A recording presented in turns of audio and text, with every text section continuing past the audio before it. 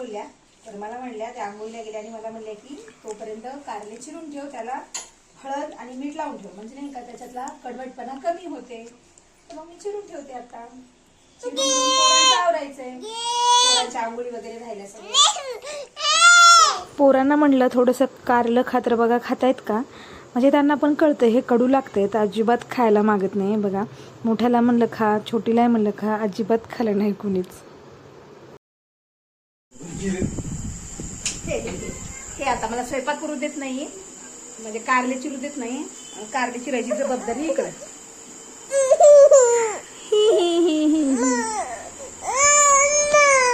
आईने शंभूला आंघोळ घालून दिली, मग त्याची तयारी करायची होती. मग त्याला बंडी वगैरे घालून दिली आणि त्याला टीका लावून घेतला.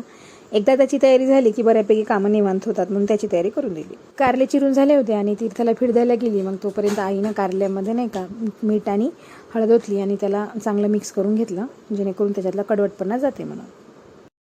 खूप तब्येत बिघडली होती तीर्थाची. आता तिला बरं वाटतंय, जुलाब कमी झालाय, पण आता खात काही नाही सध्या. फिडिंगवर चाललंय सगळं. फिडिंगवर काय एवढं तिचं पोट भरत नाही. आता ती मोठी झाली, थोडं थोडं दूध प्यायला चालू केलं होतं तिला, गाईचं दूध थोडंसं, पण आता सध्या तर तब्येती बिघडल्यामुळं काहीच खात नाहीये. टीका लावल्याशिवाय पोरं छानच दिसत नाहीत बघा. आता अगोदर टीका नव्हता लावला, आता टीका लावला तर किती गोड दिसतीये तीर्था. लगेच मी कपडे धुवून आले, सगळी कामं उरकली होती सगळी बाकीची. तर कपडे धुवून येईपर्यंत आईनं तोपर्यंत नाही का पूजेचं पण चालू केलं आणि इकडं वरण पण लावलं आणि भात पण टाकला, जेणेकरून मग मी आल्यावर कणिक वगैरे मळून पोळ्या करते म्हणून. तर त्यांना महादेवाला जायचं असते. आई प्रत्येक, म्हणजे श्रावण चालू आहे ना, तर आई प्रत्येक सोमवारी नाही, रोजच महादेवाला जात आहेत. त्यामुळं मग त्या पूजा करून महादेवाला जातो म्हणल्या, मग राहिलेला शिल्लकचा स्वयंपाक मी उरकते म्हणलं तोपर्यंत.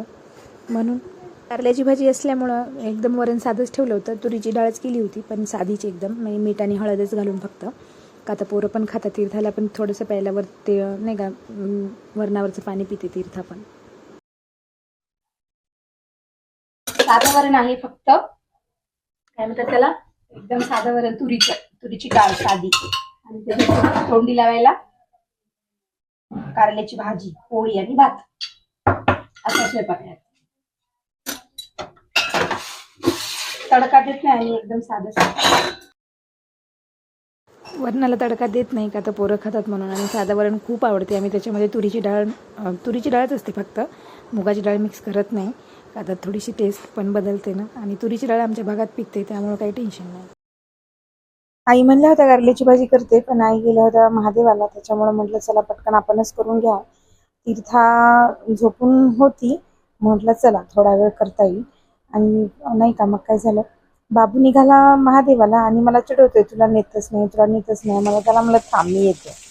तोपर्यंत मी काय केलं, थोडे 2 कांदे कट केले छोटे छोटे आणि खोबऱ्याचे तुकडे केले, म्हणजे भाजीसाठी. त्याची पेस्ट केली की भाजी मस्त लागते. नेहमी तशीच करतो आम्ही. आणि नाही का, मग ते शंभूचं चाललेलं की तुला नेत नाही.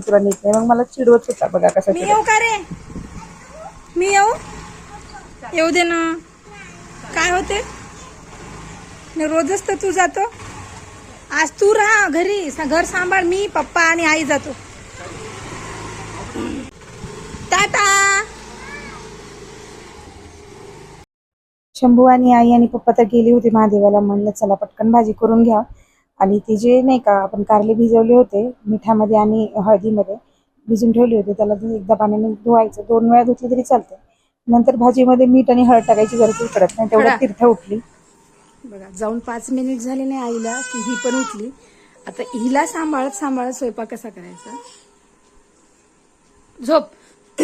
बर जर ग पितांबर दिला फाडून, द्रौपदीशी बंधू शोभे नारायण, सुभद्रा कृष्णाच्या पाठची बहिणा, विचाराया गेले नारद म्हणून. वेळ झाला तुला झोपून. किती वेळ झाला? आ काय हॅप, मलाच का हॅप, चुप. बरं झोप न थोडा वेळ. झोप. नाही झोपत.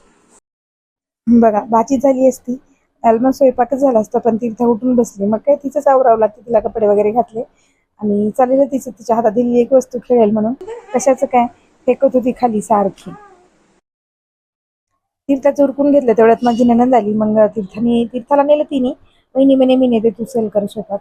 मग मी काय केलं पटकन ती कारली जे होते पाण्यात घातले होते त्याला पिळून घेतलं आणि थोडेसे तळून घेतले. थोडेसे तळून घेतले की शिजायला पण जास्त वेळ लागत नाही आणि थोडेसे शालो फ्राय करून घ्यायचे नाही का. असं काय प्रॉपर जास्त तळून नाही घ्यायचे. थोडंसं तेल टाकून तेच तेल नंतर भाजीला पण वापरतो आपण.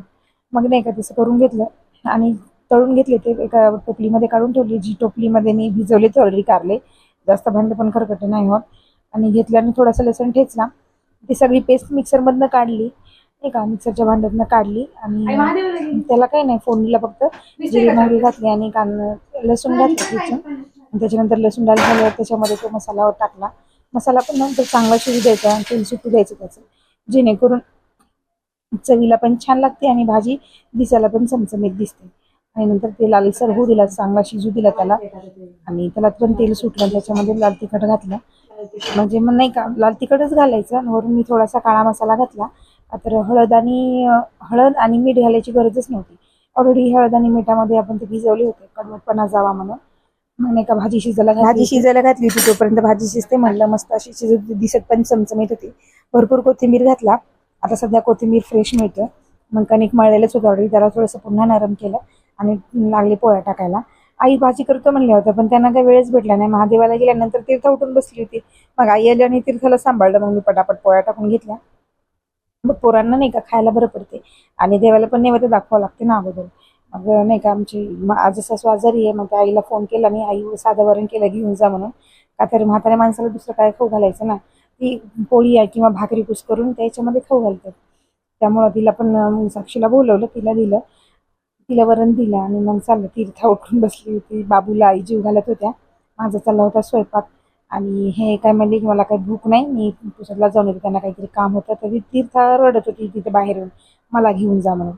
मग मी आणि ते म्हणजे ते गेले पुसदला आणि मग आम्ही सगळ्यांनी जेवून घेतलं. मी आणि आईनेच तीर्थाला आईनं थोडंसं भरवलं तोंडली बाबूला पण जेवायला घातलं होतं कारण की असा तो खूप वेळ लावतो म्हणून. मग आम्ही दोघीने सासू सुनाने जेवून घेतलं. आईला विचारलं मी भाजी कशी झाली कडू झाली काय म्हणलं छान झाली कडवट अजिबात नाही झाली. मीठ चटणी सगळं बरोबर झालं मस्त. मग आम्ही दोघीने जेवून घेतलं छान. बाबूला चाललेलं खेळायचं आणि तीर्थाचं काय इकडं तिकडं फिरतच असते. आणि सकाळपासून भांडे घासले नव्हते म्हणजे सकाळी चहाचेच होते फक्त आणि हे स्वयंपाकाचा राडा आणि ते याच्याकडे आपण घेतल्या होत्या गॅसच्या आणि पितळेची भांडी पण होती. का तर आता सण प्रत्येकच सण आता या महिन्यामध्ये नुसतं सणच असतात. तर सगळी पितळेची भांडी पण काढली होती उद्या पंचमी असल्यामुळं म्हणजे पंचमीमुळं काढली होती. तर बापरे पुन्हा सगळे भांडे घासले किचन कट्टा साफ केला पितळची भांडी घासली. जवळपास 1-1:30 वाजला होता आणि पूर्ण किचन कट्टा साफ केल्याशिवाय आपल्याला कुठं विश्रांती मिळते. आणि भेटू नेक्स्ट व्हिडिओमध्ये. तोपर्यंत टाटा बाय बाय. व्हिडिओ आवडल्यास नक्की सबस्क्राईब करा. Bye bye.